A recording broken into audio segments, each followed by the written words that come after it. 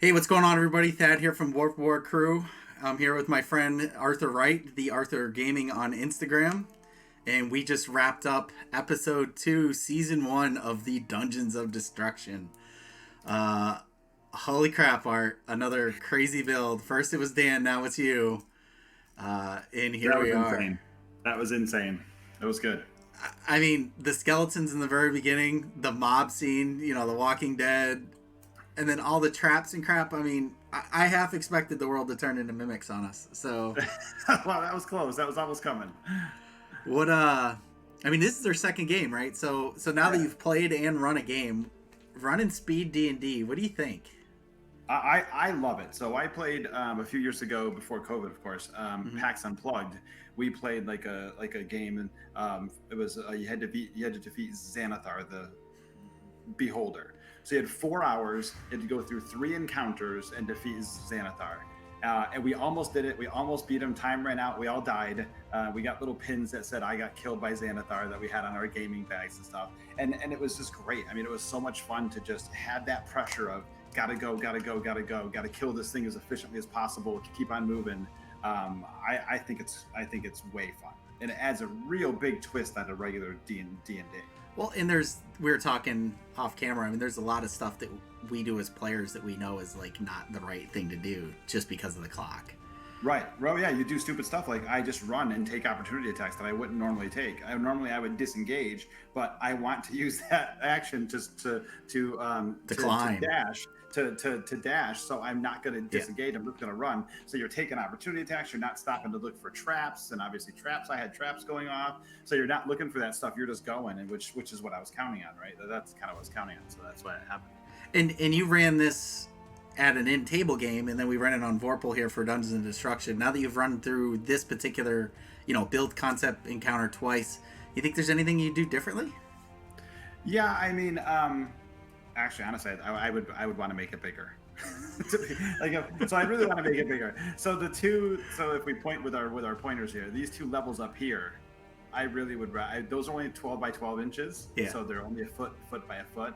I really would love these to be like a 2 foot by 2 foot. Like I think it'd be real cool. And obviously not in a speed one, right? If you're having a take Yeah. your time Yeah. dungeon where people are going through, I'd like to make them a little bigger, a little more impressive. I like big builds. I like big, expansive builds. I like when people, when they look over the table, and I have like an 8 foot table, and 6 feet of it is covered in terrain. I like them to go, "Holy cow!" Yeah. Like I like that initial reaction.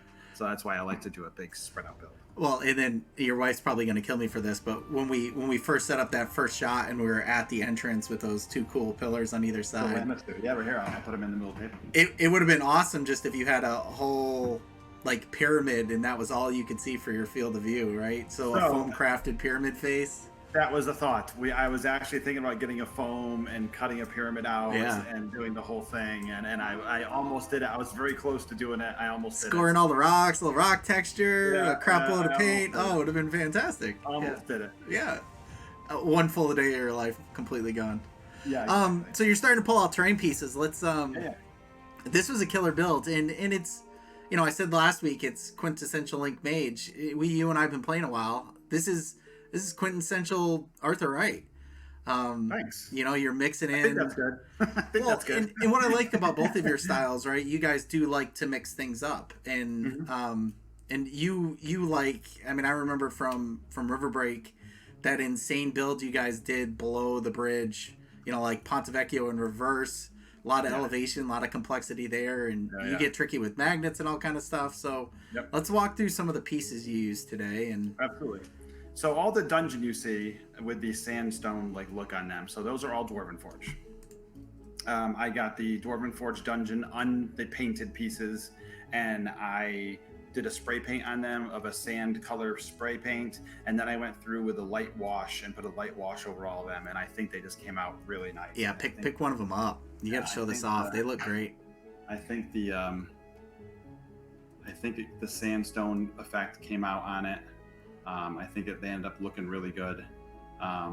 And of course, they're Dwarven Forge, so you can throw them on the ground. You can, do whatever you want with them. They aren't gonna break because they're Dwarvenite and they're indestructible for the most part. So I got some of that, and it came black, and I had to spray paint it and then do the wash on it. And I did it specifically for this build, but also because, hey, who doesn't need more dungeon stuff, right? So more dungeon stuff is great. Most of the figures were WizKids figures. I do almost entirely WizKids, with the exception of when I do Hero Forge.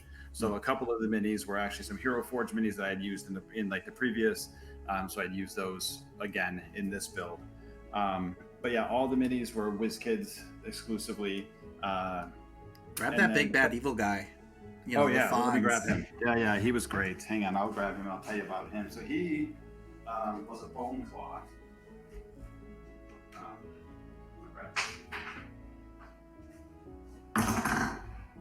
See, this is why I don't touch minis. I drop them. Art just drops them.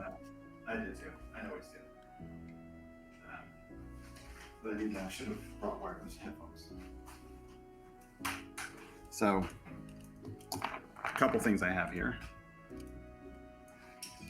All right, so here's the big bad evil guy that we had. Put him in front of the camera if you can. Just because he's a lot easier to see. There we go.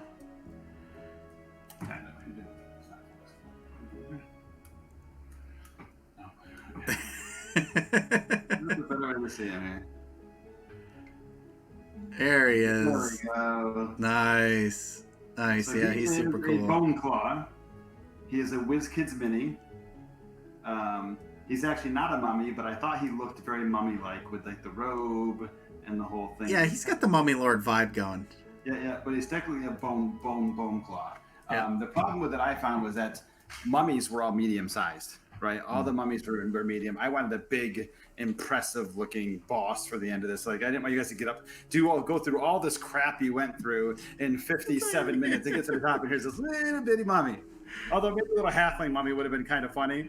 Now that I think about it, but I wanted something big and impressive at the end, so I took this bone claw, came unpainted. I did a paint job on it, and stuck him at the top. Yeah, he's super cool. I love the little flickering lights. I know that's just like a tiny little touch with the Dwarven Forge terrain, but just having those LEDs on a couple of key pieces add a bunch. Yeah, and that's I love too. I love Dwarven Forge has the LED and stuff, and I did it in the first room and the second room. I just stuck a couple of those in the corner just to have them on. So I love the little flickering lights as well. I think it just adds so much ambiance to the whole thing. And the Hero Forge colors, did you grab one of those or no? Yeah, I got one right here.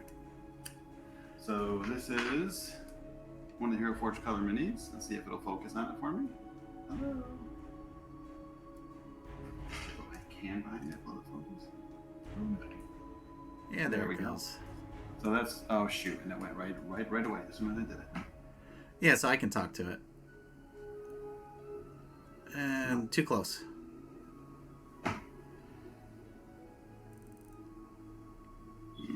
Not quite focusing on it. So here, how about let's go up here. Here's the Hero Forge color mini.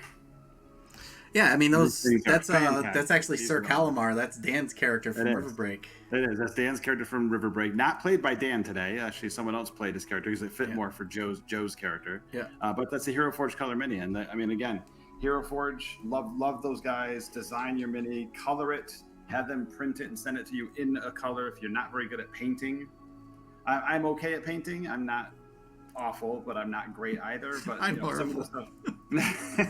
But some of the stuff you can do with like some of the fading and blending effects that you can do with the Hero Forge color stuff is just amazing, and like the semi-transparent plastic. I mean, all that kind of stuff. Like it's just really, really cool.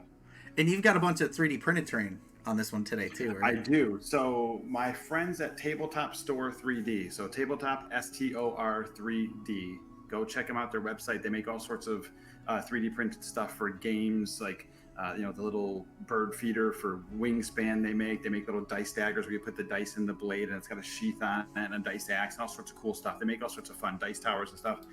They printed a whole slew of, well, you see it over there in the build, but all these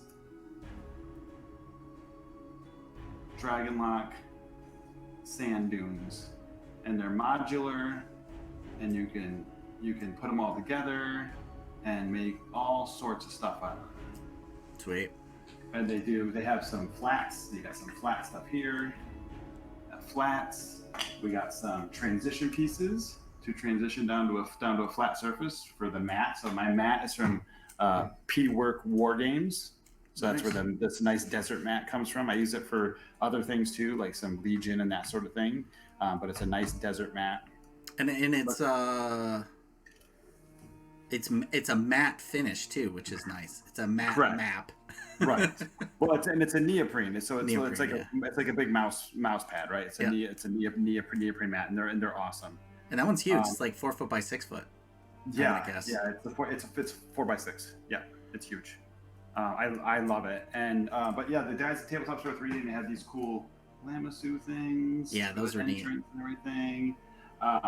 Right now, if you guys go check them out. If you don't see the desert stuff there, contact them, because I'm working with them right now. They printed this stuff all up special for me, but they are going to start selling it, so they will have it up soon. Cool. But they said if it's not on their website, contact them and they can talk to you about selling some stuff to you, because they're like the only desert terrain out there.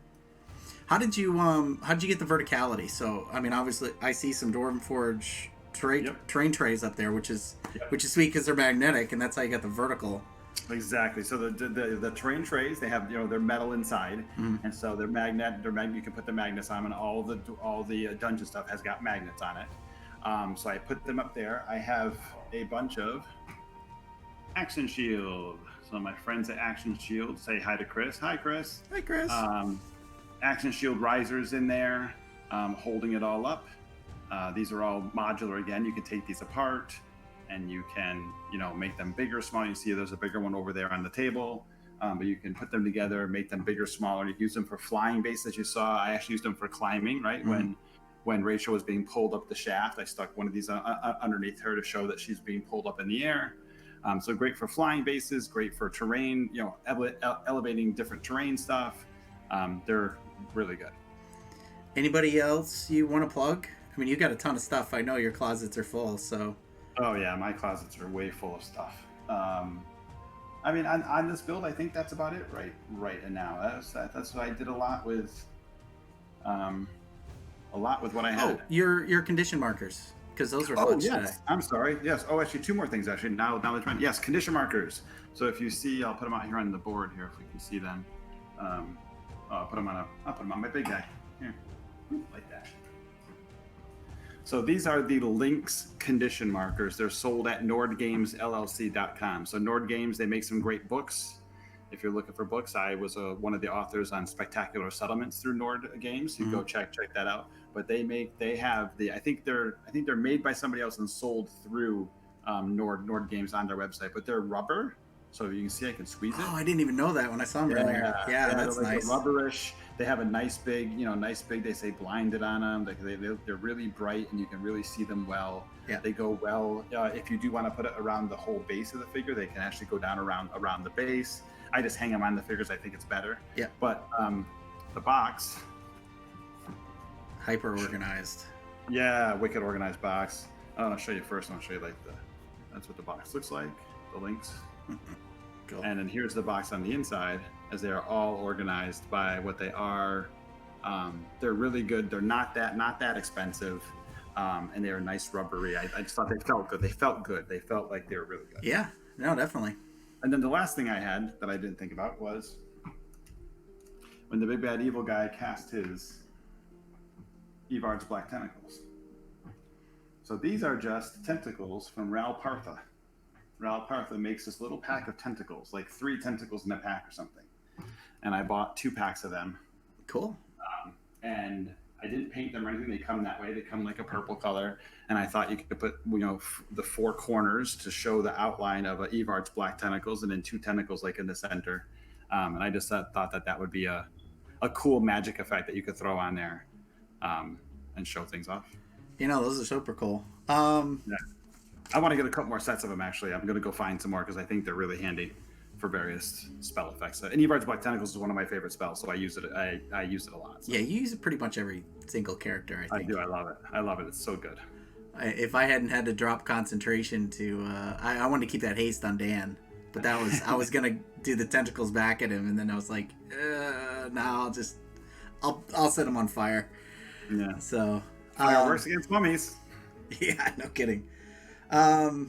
So this one, you know, both you and Dan both broke our kind of cardinal rules of how to play a remote game on Vorpal. Which are, you know, normally, again, we try to say, you know, keep things small, make it so you can move the terrain.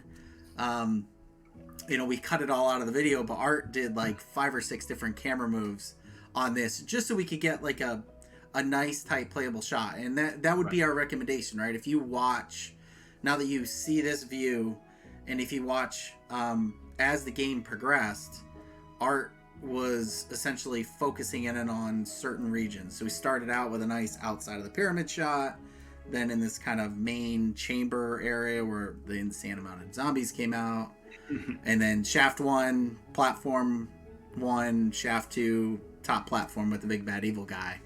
But what was neat, I think one of my favorite shots of the day was when you actually, when we were in the chamber, being right tight there behind the big bad evil guy was actually kind of a cool effect for once. Normally we're the opposite. Right, and that's what I was trying to do, right? The whole rest of the adventure, we're seeing the backs of the adventurers as they're running, dashing through.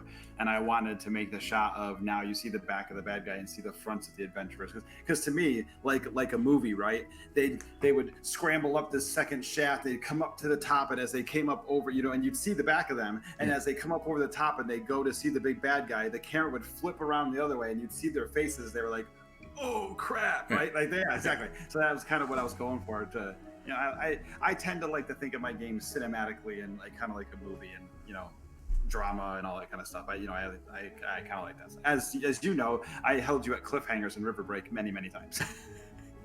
You did for sure. One other cool little trick we did, and Art wasn't totally sold on it at first, but I'll show everybody this here really quick. We on the big bad evil guy overlay. This is just a PNG that we put over the top of the live video. So you just make something transparent, you resize it to the size of the thing, and it allows you to get kind of an interesting effect. So you can do this with, a Fae, you can use it underwater.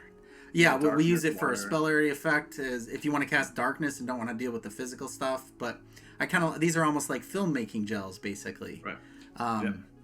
But it created this interesting speckle pattern, and I thought, you know, add a little something extra to the end boss guy there. Yeah. When it was a great move by you, and it was good when we got to that end boss to have that, because he, again, in his chamber there was swirling sand and that kind of stuff, so it was cool to kind of throw that over it and have that all of a sudden be like, oh, you know, sand everywhere and that sort of thing. So let's talk about you as a gamer. Sure. You know, we met. Actually, you, Dan, and I met at a gaming convention in Schenectady, a little wargaming convention. There were 40, 50 people there that day, maybe. Yeah. You're on Instagram a ton, and you're an interesting hybrid. You play a lot of board games, you play a lot of Dungeons and Dragons, plus some other RPGs as well. So, what tell us a little bit about your hobbying and what you love about it. I mean, I do it all the time, right? I mean, I play board games probably once or twice a week. I married a gamer girl, so she also plays board games with me, which is awesome. My son, who's now 18, he plays board games and role-playing games and Dungeons and Dragons. So it became a big family thing, right? I mean, he's been gaming since he was 6. So he's been playing Dungeons and Dragons since he was 6. So he's got me beat. I started at 11, so he got a big jump on it. But it's family time and it's friend time. I mean, some of my closest friends are all gamers, and we all just play games together, and it's how we get together. We bond, we bullshit, and we talk, and, you know, all that kind of stuff. And D&D, against the same. I've been playing D&D for almost 39 years now. Every edition I've played since basic all the way through. I love them all, and for different reasons. I love them all. And it's just always been a huge passion of mine. My wife, actually, she always wanted to play D&D when she was a teenage girl, and no one would ever let her play. So finally, when we got together, she got to play D&D, and she loves it too. Good. And it's just, you know, and for me and my wife too, we get together and we do all these builds together. So these builds are me and my wife doing it, and, you know, she does really good with the scatter stuff around to make it really come to life, and great ideas on how to set things up and build stuff. And yeah, earlier Julie was talking about just these little speckles you see. Yeah. That's just a random bag or bin of crud she throws on top of builds, little scatter. That it looks awesome every single time. And actually, she made these too. These are let me see if I can get order. So this is, oops, shoot, I dropped it. This is, it's coffee grounds. Oh, jeez. She dropped it again. Glued together. Coffee grounds glued together to look like dirt. Oh, that's funny. That's all it is. Yeah. So she took coffee grounds, she put them into a pile, put glue all over them, put a sealer on them, and now when they use them, we throw them out there for random terrain pieces. And you don't have to worry about breaking them. Yeah. If you break them, you just make more. Yeah. Well, they look better. Yeah. Yeah. Now you have 2 pieces instead of 1. And actually, that was one thing we did too. Here, let me pick one up. These little black puddings, and I have a video up on my YouTube. Actually, if you go to the Arthur Wright Gaming on YouTube. Besides having River Break, my long-standing campaign with that in it, lots of other D&D videos and stuff, I have these guys. There we go. And this is a black pudding that we made. It is just hot glue. Oh, yeah. Yep. I can see that now. We put it on a small base. For these, I put a magnet on the bottom. Yeah, show off that little trick. So yeah, a magnet on the bottom. Magnet on the bottom, and then if you look back here for the terrain, that one's not sticking for some reason. Boom! You see it back there? It's stuck. It's stuck on the wall.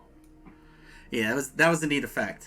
So the idea I had was, you guys were climbing up the wall. I told you the walls were black, and then when you got about halfway up the wall, all the puddings formed into a pudding, and then they attacked you. And I wanted to have them magnetized so that they would stick on the wall, because the magnet terrain has a magnet in the middle. Which is why you see it sticks in the middle of the piece, has a magnet in the middle that holds it to the metal tray, and now the magnet on the pudding holds it to a terrain piece.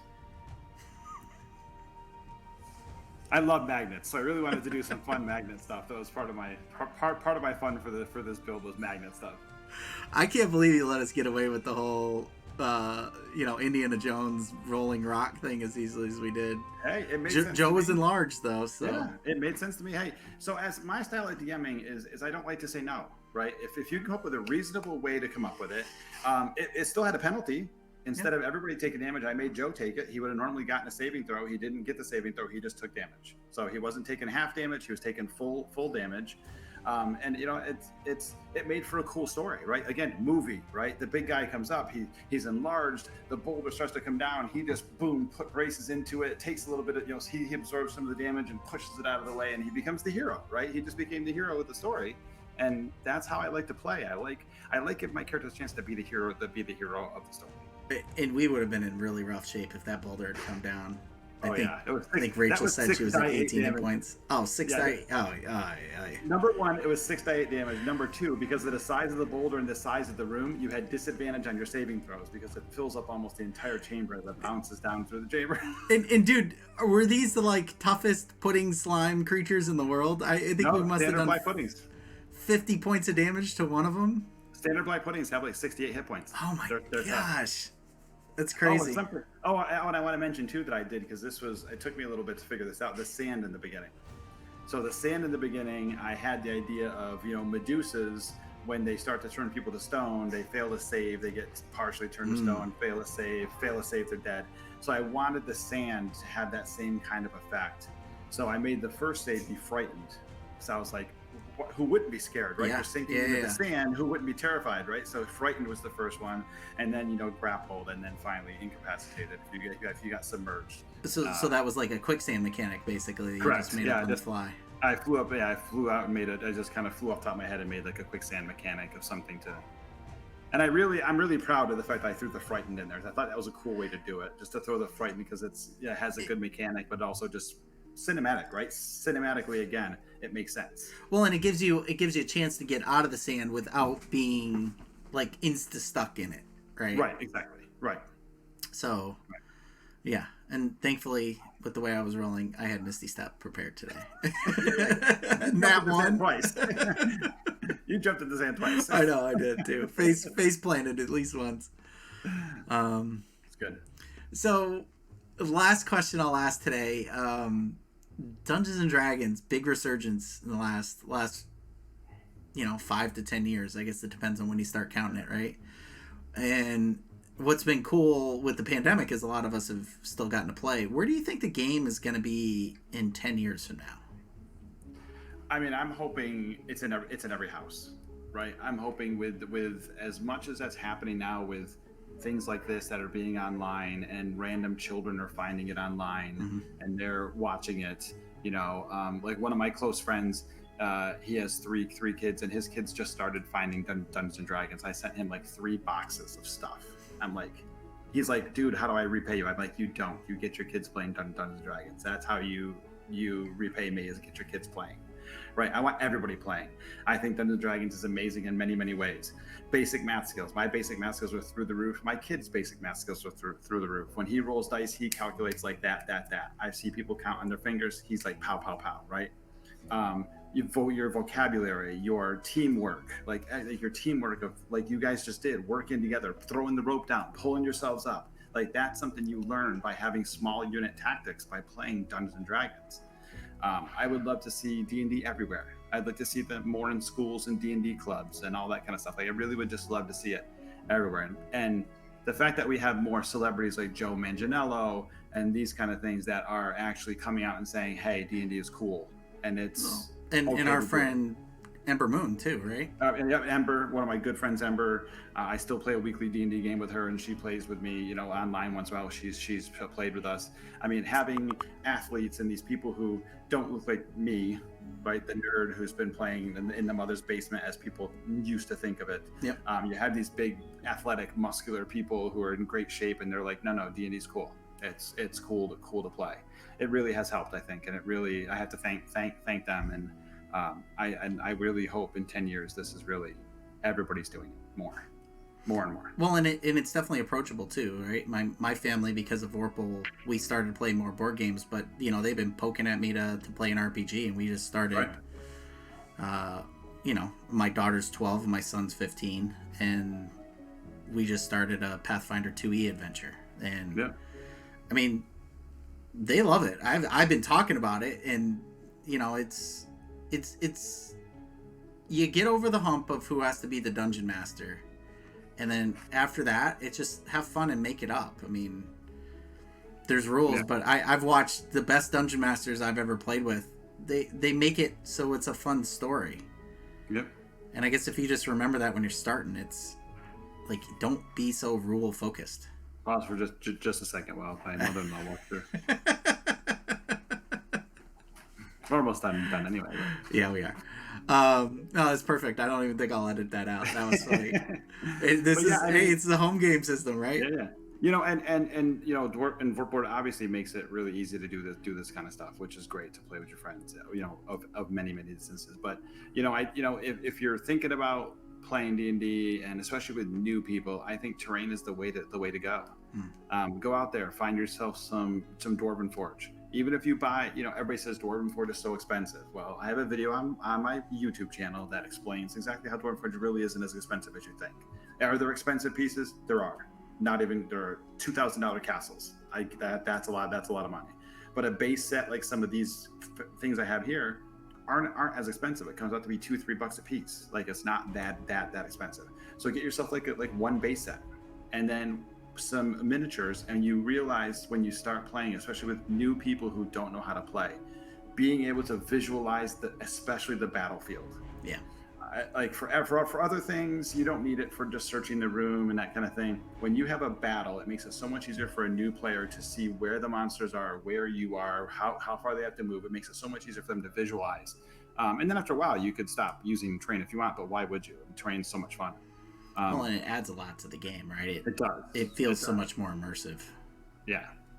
But even a couple base sets of some simple terrain can really get you a long ways and doesn't break the bank.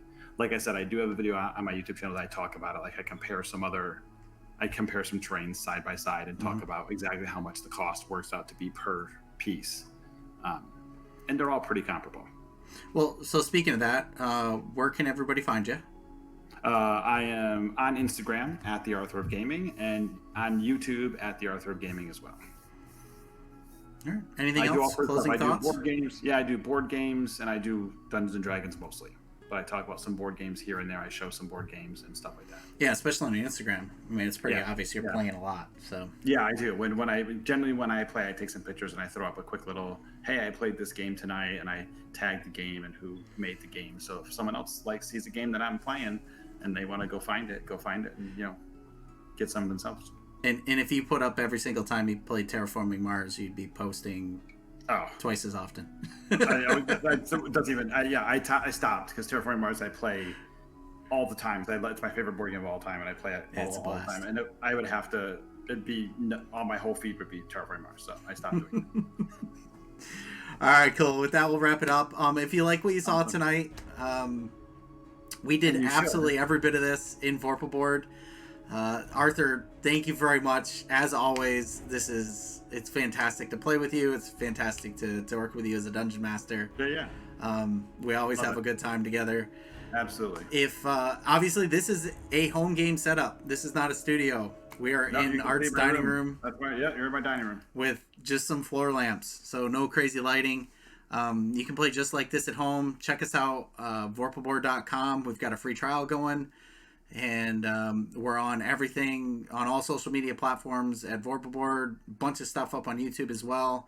This interview is on YouTube. You're probably watching it there. And then the game itself is on YouTube. So check that out. And as always, you can also hit us up on Discord if you have questions or ideas or things about how we do this. And feel free to direct message us in social media too if you've got questions about how we did today. And with that, thank you all very much for coming. Art, thanks again, my friend. All right, guys. See ya. Cheers.